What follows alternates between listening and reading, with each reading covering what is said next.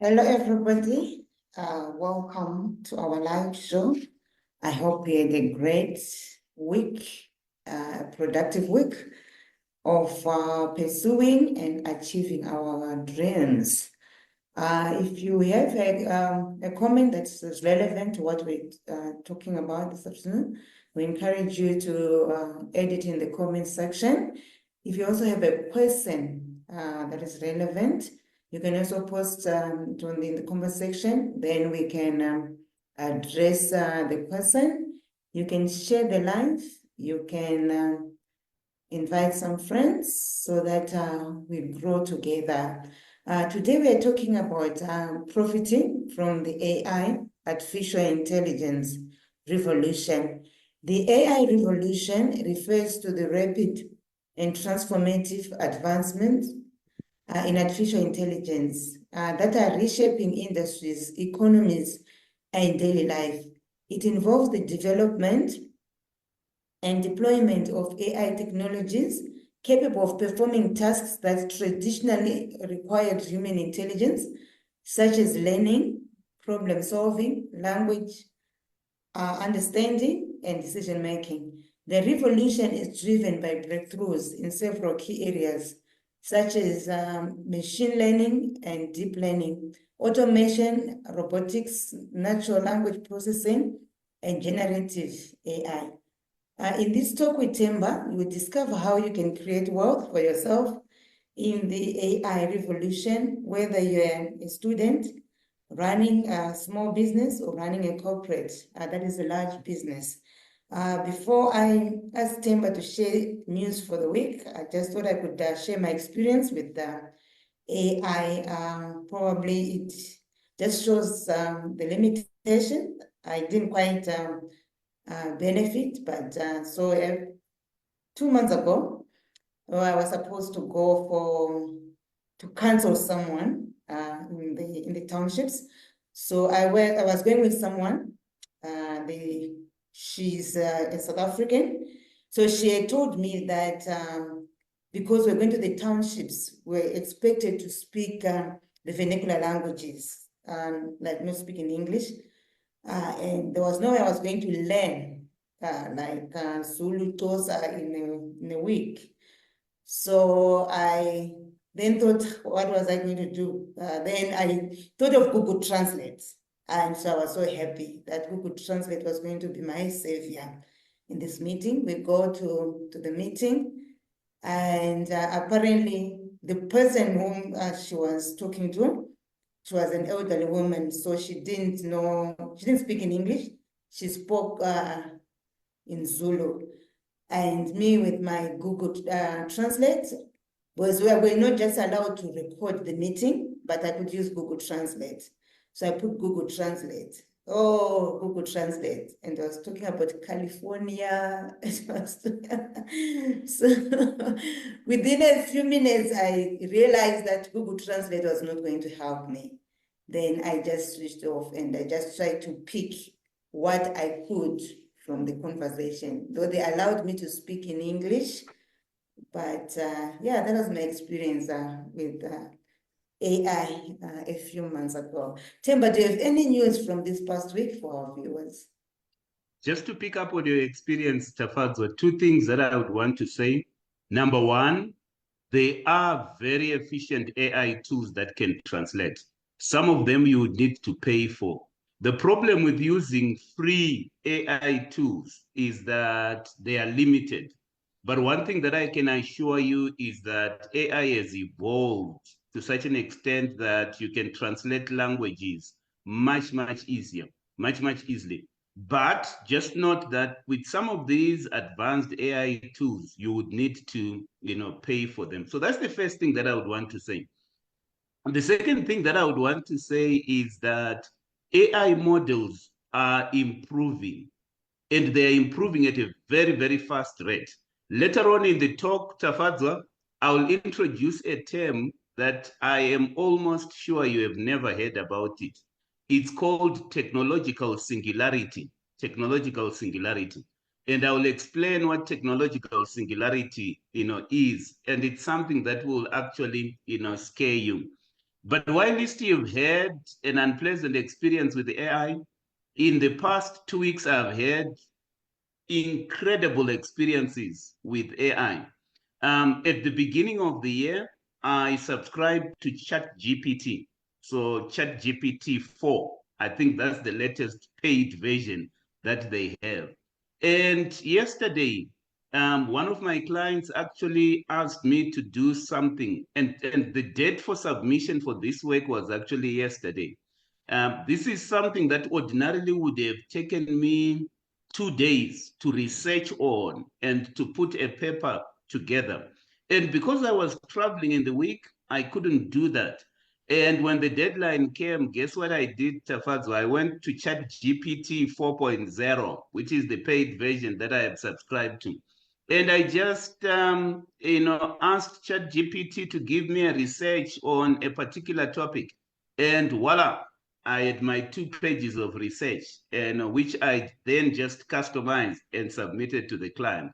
So essentially, in 10 minutes of work, I was paid for 2 days of work. And that's what we're talking about when we talk about profiting from AI. Imagine charging the client for 2 days' work for something that took me 10 minutes because of ChatGPT 4.0. And that's a success story, right there. And so we'll continue talking about it. But Tafazo, you've asked me to talk about news. We normally start with an economic update. So let's do that. Let me just start with what's happening in South Africa, which may be relevant to all of us. I think generally speaking, in South Africa, there is a term that we started using when Ramaphosa became president for the first time, and that term is Ramaphoria. So Ramaphoria is a positive sentiment that developed within the country because there was a new president. Unfortunately, in the first term of Ramaphosa, Ramaphoria quickly died down. But what we are beginning to see is that because of the government of national unity, Ramaphoria is back. There is quite a lot of positive sentiment in the economy, right now, to such an extent that the government itself is targeting an economic growth rate of 3.3% by the end of next year, which is incredible because at best, the economy will grow something like 2% in this year. So we can actually see that Ramaphoria is back, and purely because of the government of national unity. I was looking at the stock market in the past quarter, in the quarter ending 30 September 2024. And what I began to see is that South African assets, here I'm talking about shares, have actually reached record levels to such an extent that the JSE All Share Index gained something like 15% in the quarter ended September, the 30th, 2024. And, there was a record high of 87,800, so what that means is that if you were invested in the stock market between the period 1st July 2024 and 30 September 2024, your portfolio on average would have gained something like 15%. And it's essentially because of Ramaphoria. We've also seen the rand strengthening, which is quite good news. So if you are in South Africa, take advantage of Ramaphoria. Stay invested on the stock market. The rand is also quite strong, and that's quite an encouraging thing there, just from an economic update. There is a newspaper report that I came across, and this is applicable for people that work in the motor industry in South Africa. I think what the country is beginning to see, particularly in the automotive industry, is some signs of deindustrialization. In other words, you would know that there are quite a number of car manufacturing plants in the eastern province of South Africa. But because South Africans are preferring to import vehicles rather than to buy locally assembled cars, we're seeing, some deindustrialization. And what that means is that there is a possibility that people working in that industry may actually lose jobs. It's not difficult to see. If you just drive on South African roads, you will actually see that for those that are buying second-hand cars or even new cars, they are preferring imported vehicles, particularly the Chinese brands, Haval, Chery. Those seem to be popular. Suzuki. When compared to your, Germany-made models, and that's just something that we're seeing in South Africa. Let's look at Zimbabwe. There are quite a number of people who follow us from Zimbabwe. The long and short of what is happening in the economy in Zimbabwe is that economy is headed for economic headwinds.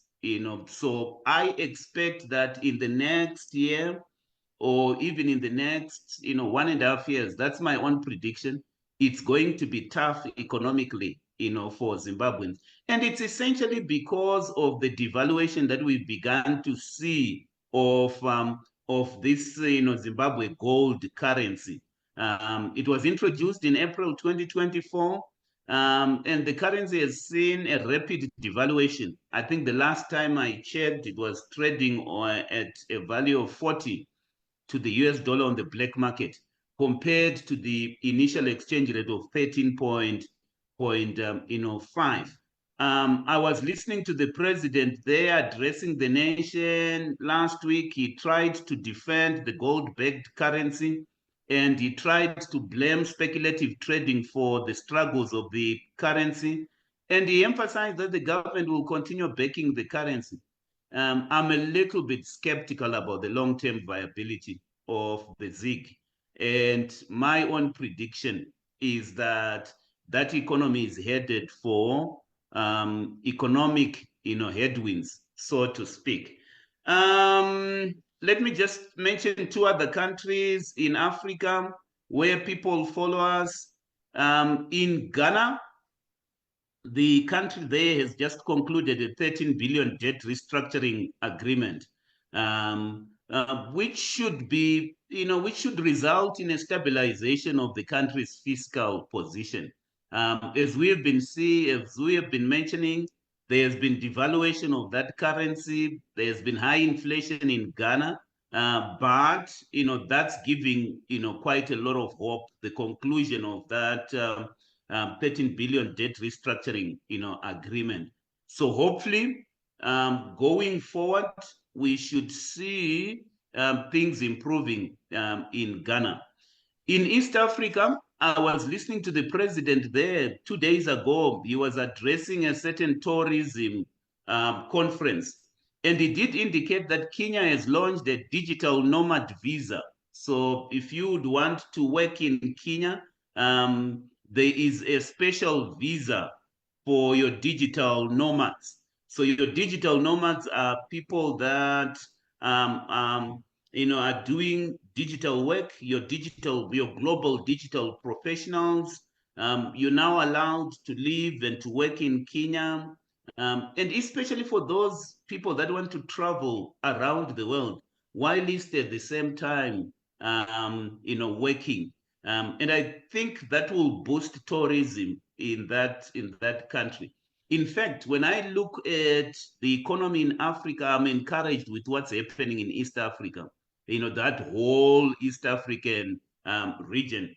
So kudos to Kenya for introducing this new digital nomad work visa or work permit, which allows your digital professionals, people that are working from home and doing digital work, such as we are doing, creating digital content and so forth, your bloggers and what have you, you can actually stay and work in Kenya, and at the same time experience the country's natural beauty. So that's a good thing in Kenya. Let's talk about the second thing. Tafadzwa, last week and the weeks before, we've been talking about the 2-pot retirement system in South Africa. which allowed a number of people to do early withdrawals of their savings component of their pension. So Discovery published a survey where they were tracking what people are doing with all this money that has been withdrawn from the savings pot of their retirement savings. So they published a survey and they were asking people, you have withdrawn this amount of money. What are you doing with this money? Remember what we said, Tafadzwa. We actually encouraged people once they withdrew, and if once they decided to withdraw that savings component, to use it to pay off debt, to use it to as capital to start businesses. But what this survey actually revealed is that 24% of the people are actually using that money to pay for home and car expenses. 21% are settling debt. 20% are actually using that money to pay for educational expenses for their children, which is quite surprising. And what that shows us is that South Africans are indeed stressed. In other words, households are stressed. If you look at the top expenses that people are using that money for, it's all day-to-day expenses. People are taking these savings as additional income, which they factor into their budget. And that's just not encouraging from my own, from where I'm sitting. Only 2% are using these funds for investments, to invest. But the majority of the people are using these savings. Remember, people are going to live long because of technology, because of everything that we're going to say. If you are withdrawing your pension now, there is every likelihood that you run out of money in the years to come. So I don't encourage people to be doing, this kind of thing, but that's the reality. I also came across a report talking about the South African Revenue Service, which is the tax authority in South Africa. And that report was actually saying that in the future, SARS, and I guess this is applicable to all the other tax levying authorities in various countries, they will be going after two groups of taxpayers because those two groups of taxpayers are not being effectively taxed at the moment, or they are not happy with the level of compliance. The first group that will be targeted going forward are your remote workers. Remember these digital global professionals that we've actually been talking about. So what we are seeing going forward, because those people are not paying their fair share of taxes. So what we are going to see when it comes to taxes is how tax authorities are going to be targeting such people and requiring those people to be paying taxes. So that's the first group of people that they will be taxing. And the reason is very, very simple. Most countries are experiencing an erosion of their tax base because of the global transition to a digital first economy. The economy is digitizing, and that's one of the key messages of this presentation. If I were to summarize this presentation to you, it would go something like this. The biggest thing that is happening at the moment is a technological revolution.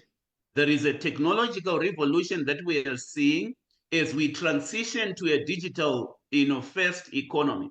And my wish, it doesn't matter whether you're a student, you are a small business owner, or you're working in a big corporate, you need to be aware of some of these trends so that you can be positioned appropriately to profit as the world transitions to a digital first economy. There are two major transitions that we're seeing now. So we're seeing this technological revolution, the transition to a digital first economy. We are seeing an energy transition where people are changing the way that they use energy. And that's very, very interesting to me. So tax authorities are intensifying their focus on making sure that they get money from the remote workers. Tax authorities are also focusing their attention on high net worth individuals who've got investments in different tax jurisdictions. So you've got your high net worth individuals with investments in different tax jurisdictions. So they will be targeted, going forward. And I found that very, very interesting. I always try to bring in some billionaire news as well. And briefly, as we conclude this, Mark Zuckerberg, you would know Mark Zuckerberg, Tafadzwa, he owns 13% of Facebook. He is now the second richest person in the world with a net worth of $206 billion.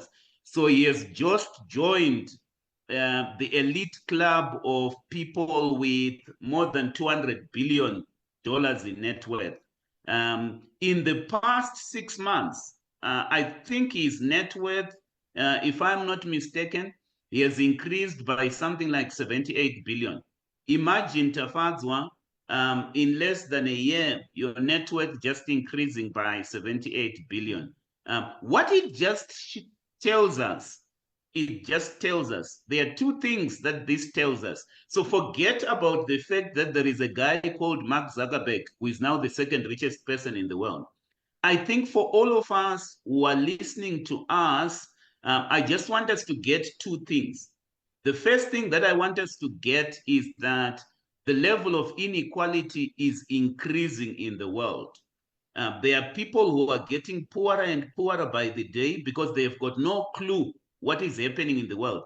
And then there are people who are getting richer and richer in the world.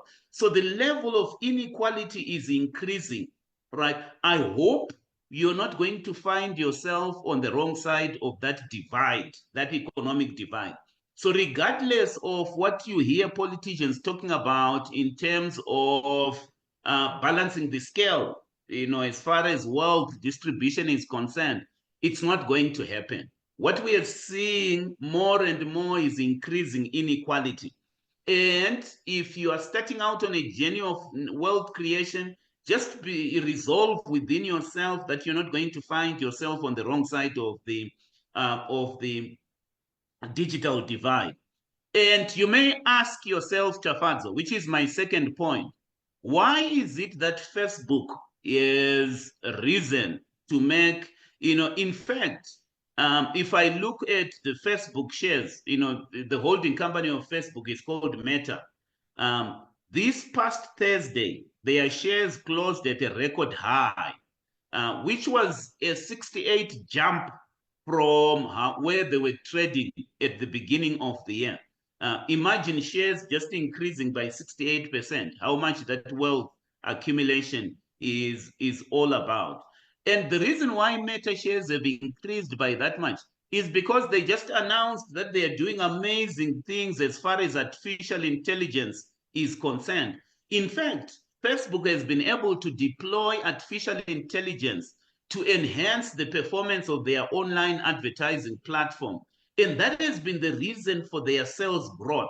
You're seeing a company that is profiting from artificial intelligence. And that exactly is my point today. Small businesses,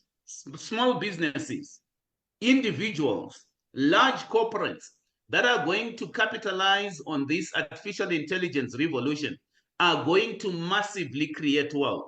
If you've got no interest whatsoever about artificial intelligence and you do not know what is happening, you're just going to be left behind.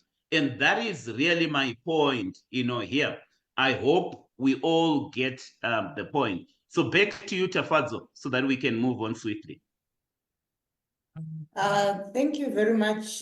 Before I will go on to the book, I just wanted to comment from my experience with AI.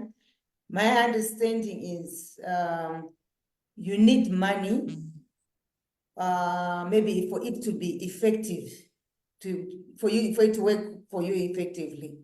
So Are we saying you need money to make money?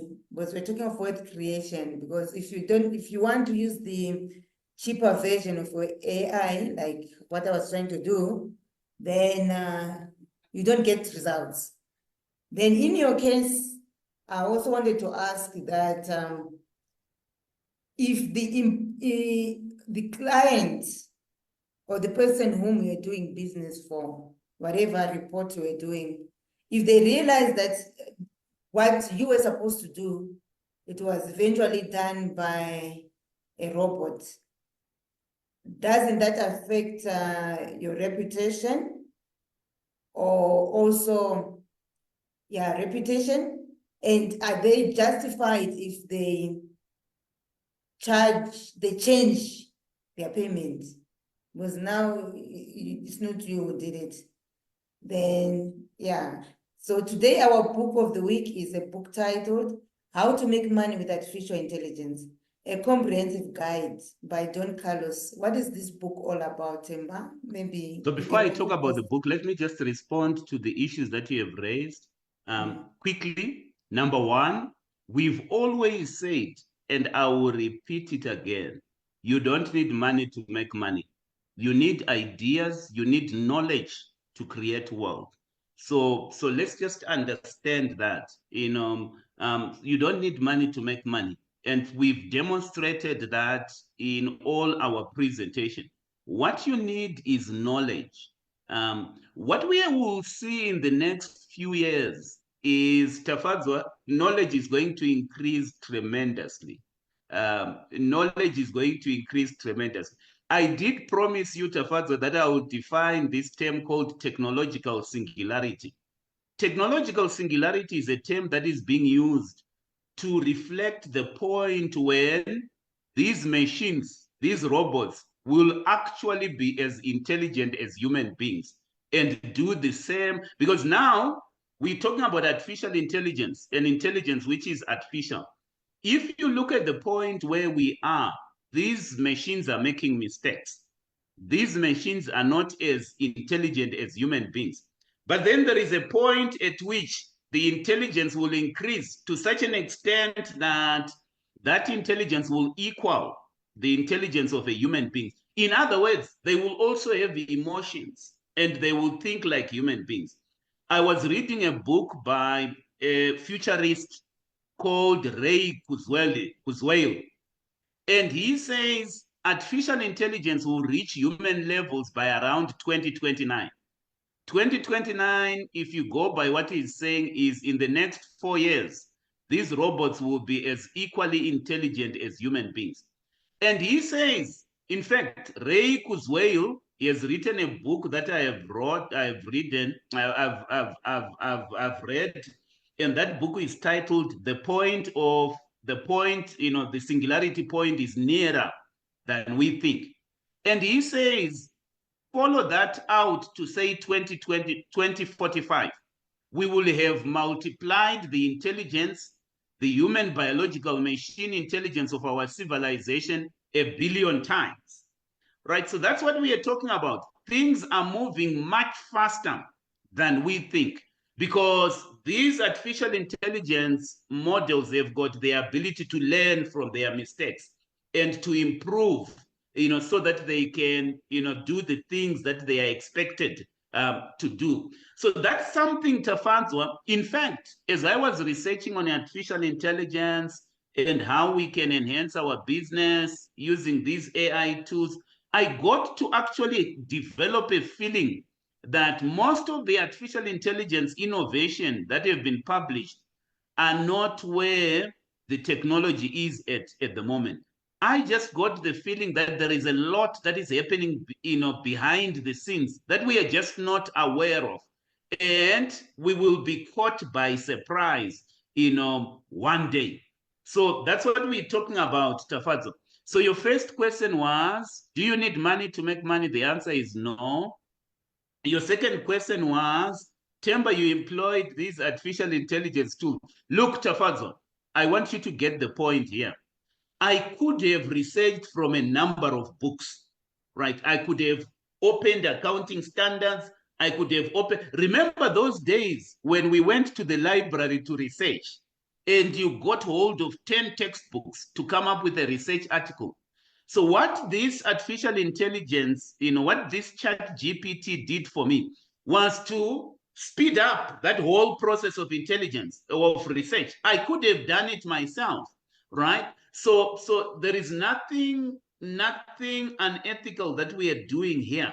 What this platform has allowed me to do is just to do that research faster. Instead of taking 2 days to do it, it takes 10 minutes, because this research, I don't have the library that chat GPT has. But there is another thing that I explained, Tafazo, which should cause you not to be so concerned.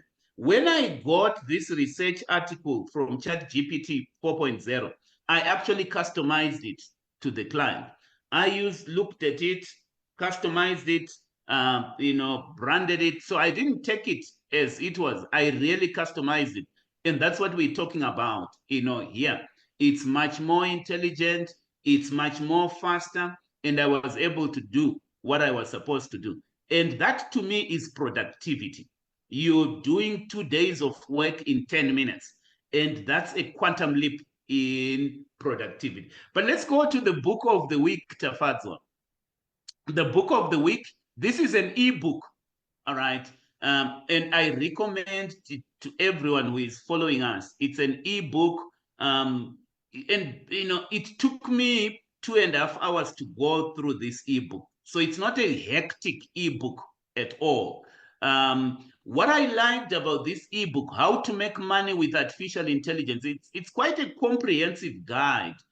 The author, Don Carlos, he goes through a number of industries, and he shows you where the opportunities will be created as far as AI, is concerned. But there is one thing that I really appreciated. Not only does he tell you the emerging trends, right, which is the theoretical part of the book, and how AI will revolutionize those industry sectors and create lucrative opportunities, for all of us. But then he goes beyond that. He provides a practical guidance on how to set up your own AI business, how to assemble the right kind of team, and how to acquire and prepare data for AI, application. The long and short of what we're trying to say is, even if you have built your business using the old, business model, you'd need to have an AI, business model, for your business. Let me just quickly, Tafadzwa, I know we don't have time, but I just want to quickly, if you will allow me, just go to certain chapters of this book, right? I'm on chapter 4 of the book.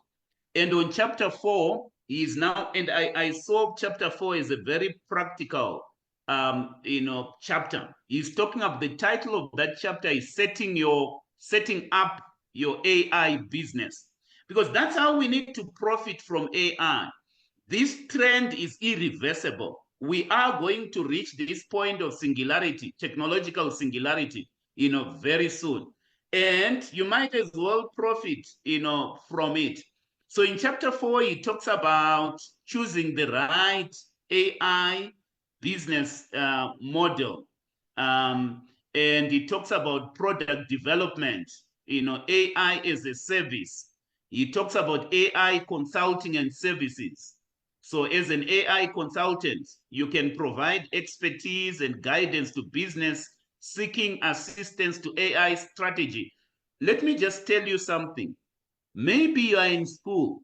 The demand that will be created in a few years to come is where people will ask for AI consultants, because many people have got no clue, right, of what is happening, with regard to, to AI. He talks about AI integration and customization, where the focus is on integrating AI technologies into existing systems. Many small businesses will be asking the question, how do we integrate the various AI tools into our existing systems? And how do we customize those AI tools to automate certain processes, to analyze data, and to implement predictive modeling? So that's an area there where you can build your business. AI training and education. So we are a training company, we are a consulting company. What Don Carlos is basically saying is that you could have a model where you provide training programs, workshops, online courses to individuals looking to enhance their AI knowledge and skills, right? And I just found that very, very interesting. He then gives practical examples of how you can assemble your AI team, how you can go about it in terms of collecting the data. So this is a very, very practical book. But let me go back to chapter 3. There is something that I found very useful on chapter 3. And this is advice, that I would want to just give to everyone who is not aware of some of these things that are happening. So his chapter 3 is titled Identifying Profitable AI Opportunities. It starts talking about how to assess the industries that are ripe for AI integration. But there is advice that he gives in terms of spotting emerging trends and technologies. He starts that paragraph by saying, in the rapidly evolving field of artificial intelligence, staying updated on emerging trends and technology is crucial. He says it's crucial for understanding latest advancement. He says you can position yourself to leverage emerging AI trends and technologies for financial success. And he then talks about key strategies for spotting emerging trends and technologies in the AI landscape. And this is some of the advice that I would want to give all of us. Number one, he advises us to research industry publications. So engage in continuous research and stay informed through industry publications, white papers, research papers, and journals. Number two, attending conferences and events, participating in AI conferences, industry expos, and events is an excellent way to gain exposure to these emerging trends. He also talking about engaging in online communities. He speaks about following AI startups and venture capital activities. So we must keep an eye on the AI startup ecosystem and venture capital investments in the AI space. He talks about collaborating with academia and research institutions. He talks about monitoring technology blogs and news platforms as part of the things that we can do, and monitoring open source AI projects, and fostering a culture of continuous learning. Here is my point, Tafadlo. The point here is school and and knowledge is not going to be the same as it was years ago.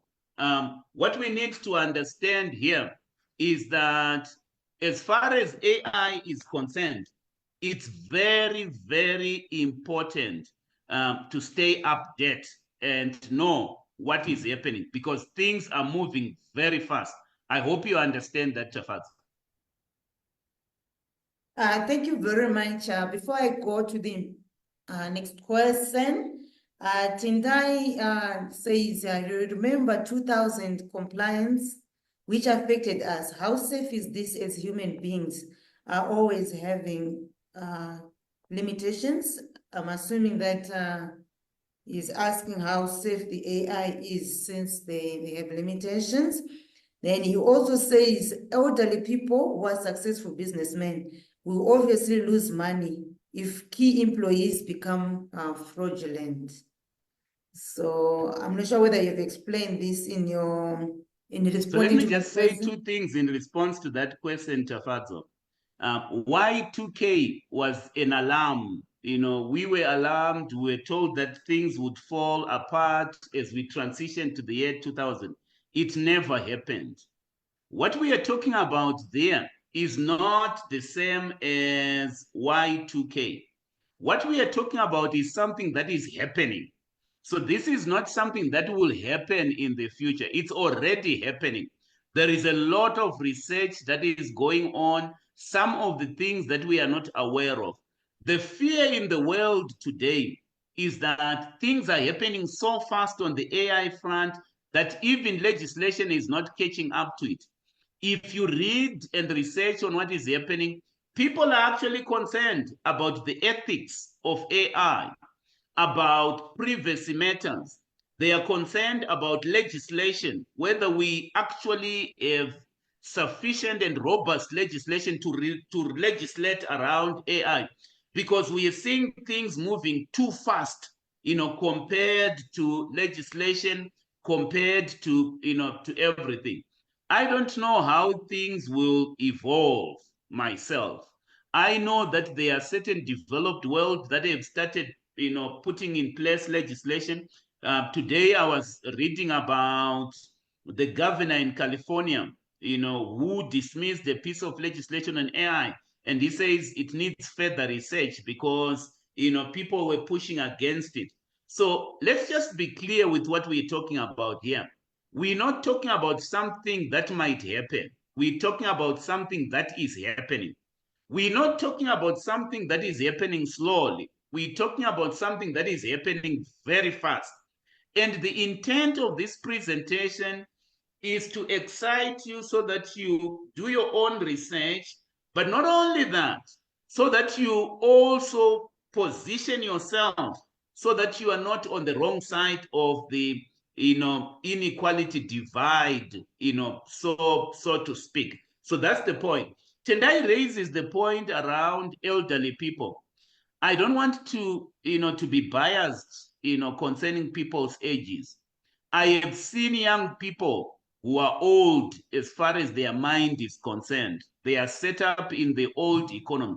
I've also seen old people that are quite technologically savvy. So I don't want to be biased in terms of people's ages. What I would want us to understand is that we are experiencing a revolution at the moment. One CEO compared this revolution, the effect of this revolution, to the impact that the discovery of electricity had on human civilization. And what we are seeing here is that the AI revolution will have an impact that is much more than the revolutions that we have had, you know, in the past. So let's not talk about people's ages in terms of how elderly they are. Let's just talk about how people are adapting to this revolution and doing the necessary things. Because if you're not continually relearning and unlearning what you learned years ago, then in my book, you are old, even if you are 19 years old. Because the world that we are living in requires us that we unlearn certain things that we have learned, we relearn new things, and we continue learning, you know, much more than, because knowledge is, you know, is being redefined and things are changing at a rapid and transformative pace. And that's what we're talking about. And even the research that is happening, is not only rapid, but it's transformative. And I spoke about the point of singularity. In the next 4 years, Tafadzwa, imagine we might get to singularity. And imagine what will happen after 4 years. You know, it's for you to be guessing. People are actually worried what will happen, because potentially you might have a situations where these machines are actually much more intelligent than human beings, and they decide to do their own thing. What if these machines actually decide we don't like human beings anymore? Let's just eliminate these human beings and kill them. That's what people are worried about at the moment. Thank you. I'm assuming that you've explained what AI revolution is all about. in simple All right, words. let's explain, Tafazo, because we don't want to make assumptions. Let's explain what the AI revolution is all about. But let me take a step back and talk about artificial intelligence. So, and let's define in simple terms, because not everyone speaks this computer language. So I don't want to lose part of my audience. Let's keep things very simple. When we talk about artificial intelligence, we are in simple terms referring to the development of computer systems, to the development of machines, to the development of robots that can perform tasks which are typically require human intelligence. There are certain tasks that require human intelligence, such as driving a car. That's a task that requires human intelligence. Reasoning, understanding, speaking a language. So artificial intelligence is the development of computer systems which can perform all those tasks which require human intelligence. For such as cooking. You've got a machine that is cooking and replacing human beings. So these tasks may require problem solving, they may require learning, they may require reasoning, they may require understanding natural language, they may require even creativity. What we are seeing with artificial intelligence is the development of those computer systems. So what is AI revolution? With AI revolution, we are talking about this rapid and transformative advancement in artificial intelligence. Now, Tafazo, artificial intelligence has always been there since the 70s, the 60s. It's not a new thing where you are developing computer systems to replace human beings. But the reason why we are calling it a revolution, it's because we are now seeing a rapid and transformative advancement in artificial intelligence. So artificial intelligence itself is not a new thing. But what we are seeing in this time and age is a rapid and transformative advancement and a quantum leap in that artificial intelligence. And that rapid and transformative advancement is reshaping industries. It's reshaping economies. And it's even reshaping our daily lives because we are seeing the development and the deployment of AI technologies in areas that we've been, we've been doing. So I gave you an example, Tafazo, of a research, that I needed to do. And this research, Tafazo, was not general research that you can do on the internet. This was specific to my industry. It was specific to banking. It was specific. But what I saw is that this chat GPT, and chat GPT is an example of what they call generative AI. So generative AI allows you to generate text, to generate images, for whatever you would want to do. So the point that we are making here, Tafazo, is that the AI revolution is reshaping how we live, how we work, and it's offering both immense opportunities and significant challenges. Some of the challenges are ethical in nature. Some of them, people are worried about the societal impact, especially with regard to issues of bias, to issues of privacy, to issues of surveillance, where there can be a potential for misuse. And that's what people are debating, right now. So that's in a nutshell what artificial intelligence is all about.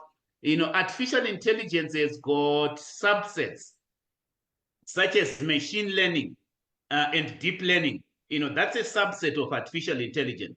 And here we're talking about systems that learn from vast amounts of data and they begin to make predictions or decisions without, explicit programming. So that's machine learning. Machine learning is a subset of artificial intelligence. You spoke about robots and automation. Automation and robotics is also part of what we're talking about. Natural language processing, which enables artificial intelligence systems to understand and to generate human language. That's why you now have things such as Siri, Alexa, and all of these things Then I spoke about generative AI, such as, Chat GPT. It's not the only one. There are quite a number of generative AI tools that we can talk about. But in the next 4 years, up to the time we reach this point of technological singularity, we're going to see a rapid advancement of these things. So that would be my definition, Tafad. Thank you. Now that you spoke of Siri, it comes very close to our everyday life. I remember when our kids started using phones and they would ask Siri, but I'm not sure whether Siri is still that popular, or maybe it is popular at a certain age group. Because now I don't hear them. So what it talking to shows Siri. me, Tafadzo, is you need to research more on AI and to educate yourself. Siri is getting more advanced and will be more advanced, and you're going to see more advanced AI tools. So my suggestion, Tafadzo, we might not finish everything we want to talk about on AI. Why don't we talk about specific AI tools next week to just give our audience an idea of some of the AI tools that are out there? I can tell you, Tafadzo, every day, every week, AI tools are continually coming. So let's just pick a few AI tools that can make our lives easier, whether you're a student, you're a small business, you're even working for a corporate, so that we can make it practical now that the concept has been understood there. But the point of today is that this is an area where we cannot get left behind. The world is moving very fast. In this part of the world, we also need to move very fast as well. Yes, thank you for that. We'll consider that for next week. Maybe in the last few minutes that are left, we're going to discuss how a student who is not yet working, a small business, and someone who is working for a large corporate can profit from AI. Maybe we can just discuss them in one go. All right, so Tafadzo, I don't want to rush myself. So my suggestion is, let's just talk about your student, somebody who is not working, who is just a student, how they can profit from AI. Then we conclude on that. Next week, we'll then talk about how small businesses can benefit from AI. Then I will, talk to you about some of the things that small businesses can do, because I see that we've got 7 minutes. So let me just confine myself to how a student and somebody who is just an individual can actually profit from AI. Because that's essentially what we're talking about. How can you take advantage of AI? So I've got 6 areas where, if you are a student, you are creating a career.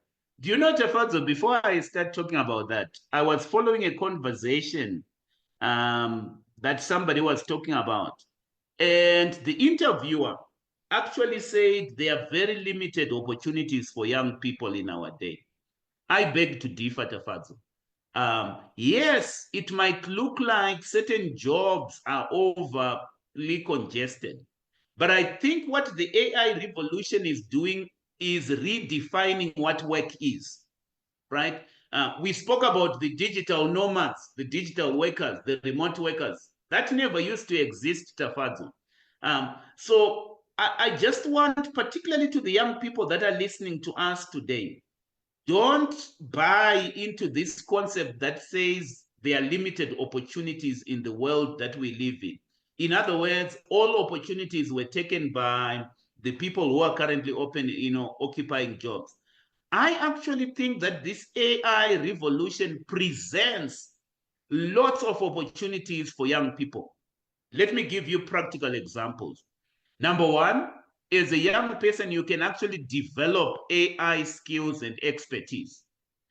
If you want an area where you are guaranteed of a job in the next, I don't know how many years, instead of, I will not give you, subjects not to study because I don't want to pull down certain courses and certain degrees. But all I can say is, number one, develop AI skills and expertise.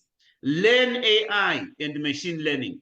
So courses in AI, machine learning, data science, these courses are widely available or online. And even as a company, Tafadzo, we're very keen to sponsor young people to go into those areas, gaining a foundation in programming languages such as Python and frameworks such as, TensorFlow.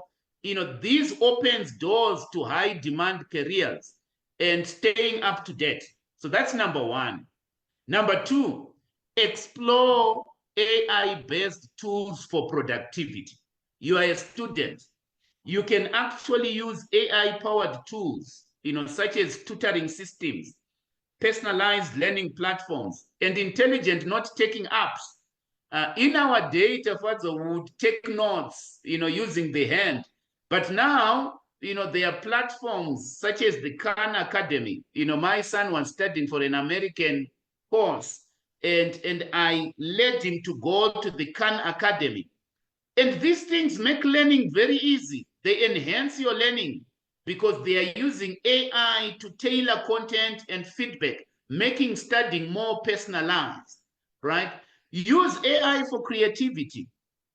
So AI tools can assist in creative fields such as graphic design, music composition, and content writing. For example, if you are a student interested in digital art or design, you can use AI-powered platforms, such as, DALL-E or Canva to create professional level, projects with ease, right? So explore AI tools for productivity. Capitalize on AI research and internships. So engage in AI research. AI research is a growing area in academia. So if you're a student, you can get involved in AI research projects through your own university. You can also be involved in internships. Many tech companies are seeking students for internships in AI-related roles. So that practical experience will allow you to apply your skills in a real-world, setting. Number four, you can monetize your AI skills, right? So as a student, you can be involved in freelancing opportunities where you can offer your AI skills on freelancing platforms. There are quite a number of freelancing platforms. Upwork is one of them. You can work on projects such as data analysis, building machine learning models, because there are quite a number of companies that would want to develop AI applications. And that's an area, there. If you've got entrepreneurial interests, you can leverage AI to create your own startups, right? Your own startup, building solutions that solve industry-specific problems. Remember, making money is all about solving problems. So now that you have acquired AI skills, which is my greatest advice for students, acquire AI skills, data analysis skills, programming skills, and then at some stage monetize those skills, right? Monetize. Either you start your own venture, you are involved in freelancing opportunities. And remember, we were talking about a digital visa. You don't have to work confined to your own territory or to your own country. You can go to Kenya, for example, and be involved in freelancing while you are there. But I would also, number five, want you to focus on emerging job roles. So their AI is driving demand for specialized roles. Tafadzwa, years ago when I went to school, we didn't have specialized, roles such as data scientists, AI engineers, robotic specialists, or an AI, ethicist, somebody who looks at AI ethics and policy, right? That's something that I can, recommend for you. Understand AI ethics and policy, because as AI grows, we have seen growing concerns around ethics, privacy, and fairness. As a student, you can specialize in AI ethics. Maybe you're studying law. You can even specialize in AI law. Don't specialize in other laws.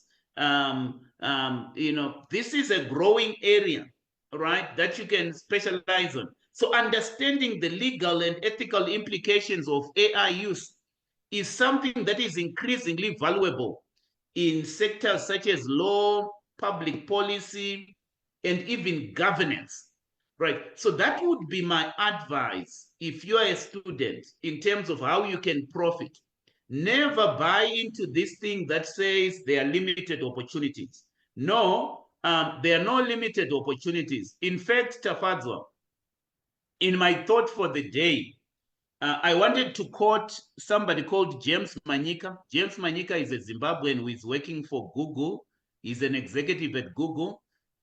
I have got a quote from him here, which, let me just project it on the screen, particularly for workers and for students. And that would be my last thing that I would want to do. And next week, we can then talk about how small businesses can profit from AI.